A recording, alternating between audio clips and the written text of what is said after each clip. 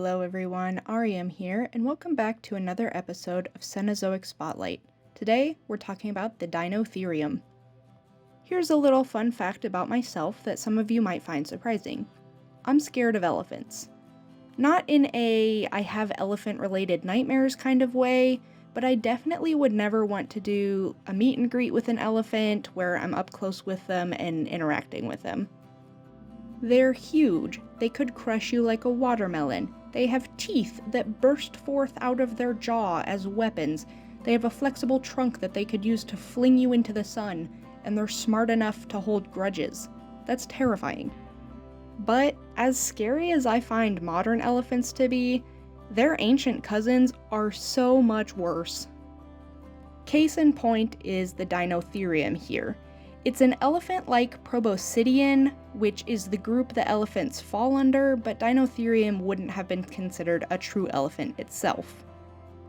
But it definitely looks like one. It has a trunk, albeit it was a lot shorter, and it has tusks, although they point down instead of coming out of the mouth and pointing forward. But overall, this animal does look pretty confusing, and even more so when you take a look at its skeleton.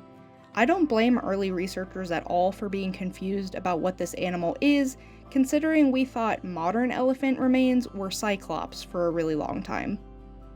But while early researchers thought that this might have been some sort of giant tapir or related to some sort of giant manatee, we now know it was elephant-ish.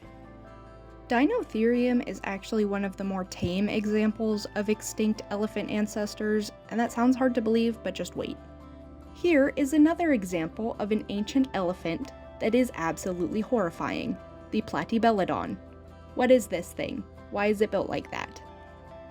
I was actually going to have this as a multi-elephant episode since there are so many strange ancient elephants to pick from, but I couldn't even begin to draw them. I didn't even know where to start for some of these species. So honestly, now I look at modern day elephants with a little bit more joy in my heart and a little bit less fear, because their ancestors were a lot scarier. So appreciate the wildlife we have today, and remember to smile.